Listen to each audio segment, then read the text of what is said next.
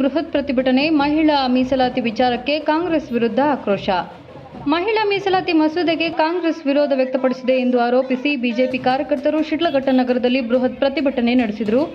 ನಗರದ ಬಿಜೆಪಿ ಸೇವಾ ಸೌಧ ಕಚೇರಿ ಬಳಿಯಿಂದ ತಮಟೆ ಸೇರಿದಂತೆ ವಿವಿಧ ಕಲಾ ತಂಡಗಳೊಂದಿಗೆ ಮಹಿಳಾ ಮುಖಂಡರು ಮತ್ತು ಕಾರ್ಯಕರ್ತರು ಭಿತ್ತಿಪತ್ರಗಳನ್ನು ಹಿಡಿದು ಮೆರವಣಿಗೆ ನಡೆಸಿದರು. ಮೆರವಣಿಗೆ ಮಯೂರ ವೃತ್ತ, ಅಶೋಕ ರಸ್ತೆ, ಕೋಟೆ ವೃತ್ತ ಮೂಲಕ ಸಾಗಿ ಬಸ್ ನಿಲ್ದಾಣದ ಬಳಿ ಪ್ರತಿಭಟನೆ ನಡೆಸಿದರು. ಈ ವೇಳೆ ರಸ್ತೆ ತಡೆ ನಡೆಸಿ ಕೇಂದ್ರ ಸರ್ಕಾರದ ಪರವಾಗಿ ಹಾಗೂ ಕಾಂಗ್ರೆಸ್ ವಿರುದ್ಧ ಘೋಷಣೆಗಳನ್ನು ಕೂಗಿದರು.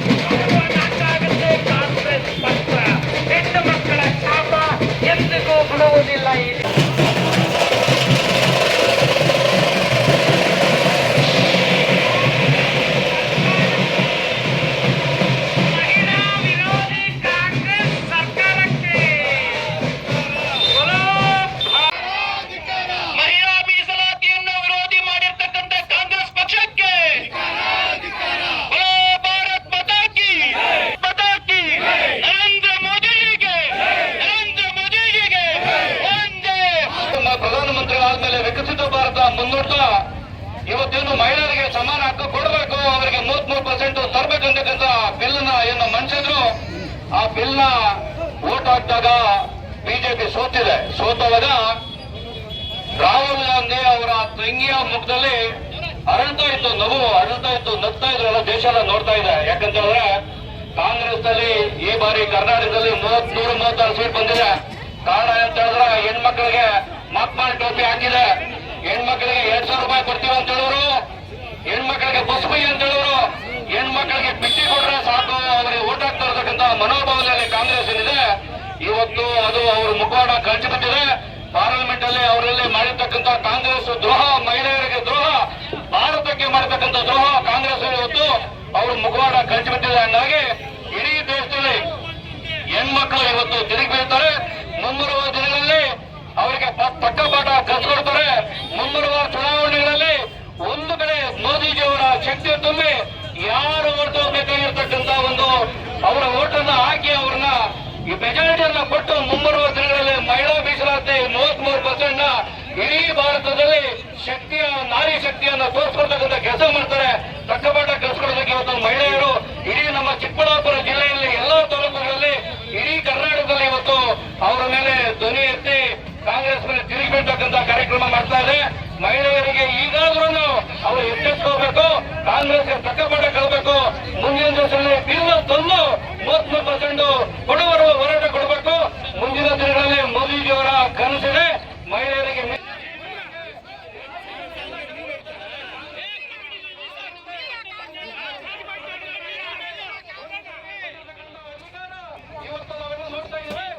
ಪ್ರತಿಭಟನೆಗೆ ಬಿಜೆಪಿ ಜಿಲ್ಲಾಧ್ಯಕ್ಷ ಸಿಕಲ್ ರಾಮಚಂದ್ರ ಗೌಡ ಅವರ ನೇತೃತ್ವ ವಹಿಸಿ ಮಾತನಾಡಿ, ಮಹಿಳೆಯರಿಗೆ ನ್ಯಾಯ ಕೊಡಿಸುವಲ್ಲಿ ಕಾಂಗ್ರೆಸ್ ವಿಫಲವಾಗಿದೆ ಎಂದು ಆರೋಪಿಸಿದರು. ದೇಶದ ಸುಮಾರು 50% ಜನಸಂಖ್ಯೆ ಹೊಂದಿರುವ ಮಹಿಳೆಯರಿಗೆ 33% ಮೀಸಲಾತಿ ನೀಡುವ ಉದ್ದೇಶದಿಂದ ಪ್ರಧಾನಮಂತ್ರಿ ನರೇಂದ್ರ ಮೋದಿ ನೇತೃತ್ವದ ಕೇಂದ್ರ ಸರ್ಕಾರ ನಾರಿ ವಂದನೆ ಬಿಲ್ ಮಂಡಿಸಿದೆ.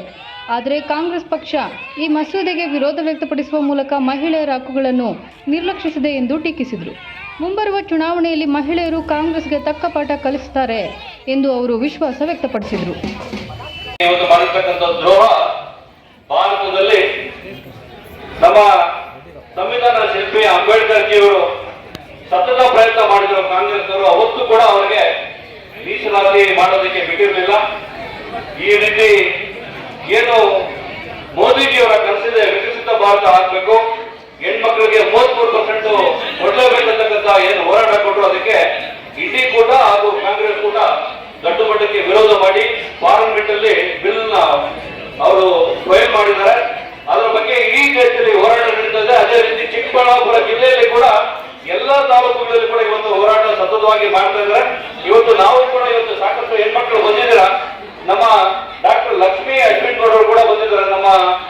ಸಮಾಜದ ಕಾರ್ಯದರ್ಶಿಗಳು ಬಂದಿದ್ದಾರೆ. ಅವರು ತಮ್ಮ ಬಗ್ಗೆ 2 ಮಾತು ಮಾತಾಡ್ತಾರೆ. ಇದ್ರ ಉದ್ದೇಶ ಹೇಳ್ತಾರೆ. ಇಲ್ಲಿಂದ ನೇರ ನಾವು ಶಿಡ್ಲಘಟ್ಟ ಟೌನ್ ಇಂದ ಬಸ್ ಸ್ಟ್ಯಾಂಡ್ ವರೆಗೂ ಹೋಗಿ ತಮ್ಮ ಹೆಣ್ಮಕ್ಳನ್ನ ಯಾವ ರೀತಿ ನಡ್ಸ್ಕೊಳ್ತಾ ಇರ್ತಾರೆ ಕಾಂಗ್ರೆಸ್ ಅಂತ ಆಕ್ರೋಶನ ವ್ಯಕ್ತಪಡಿಸಿ ಅವರಿಗೆ ಡೆಲ್ಲಿವರೆಗೂ ಮುಟ್ಟತಕ್ಕಂಥ ಹೋರಾಟ ಮಾಡ್ಬೇಕಂತೇಳಿ ಹೆಣ್ಮಕ್ಳಲ್ಲಿ ವಿನಂತಿ ಮಾಡ್ಕೊತೀನಿ. ರಾಜ್ಯ ಬಿಜೆಪಿ ಮಹಿಳಾ ಕಾರ್ಯದರ್ಶಿ ಲಕ್ಷ್ಮೀ ಅಶ್ವಿನ್ ಗೌಡ ಮಾತನಾಡಿ, ಮಹಿಳೆಯರ ರಾಜಕೀಯ ಸಬಲೀಕರಣಕ್ಕಾಗಿ 33% ಮೀಸಲಾತಿ ಅಗತ್ಯವಿದೆ. ಸಂಸತ್ತು ಮತ್ತು ವಿಧಾನಸಭೆಗಳಲ್ಲಿ ಮಹಿಳೆಯರ ಪ್ರತಿನಿಧಿತ್ವ ಹೆಚ್ಚಾಗಬೇಕು ಎಂಬುದು ಕೇಂದ್ರ ಸರ್ಕಾರದ ಉದ್ದೇಶವಾಗಿದೆ ಎಂದು ತಿಳಿಸಿದರು. ಪ್ರಧಾನಮಂತ್ರಿ ನರೇಂದ್ರ ಮೋದಿ ಅವರು ಮಹಿಳೆಯರ ಆರ್ಥಿಕ ಮತ್ತು ಸಾಮಾಜಿಕ ಅಭಿವೃದ್ಧಿಗಾಗಿ ಉಜ್ವಲ ಯೋಜನೆ, ಸ್ವಚ್ಛ ಭಾರತ, ಬೇಟಿ ಬಚಾವೋ ಬೇಟಿ ಪಢಾವೋ ಸೇರಿದಂತೆ ಹಲವು ಯೋಜನೆಗಳನ್ನು ಜಾರಿಗೆ ತಂದಿದ್ದಾರೆ.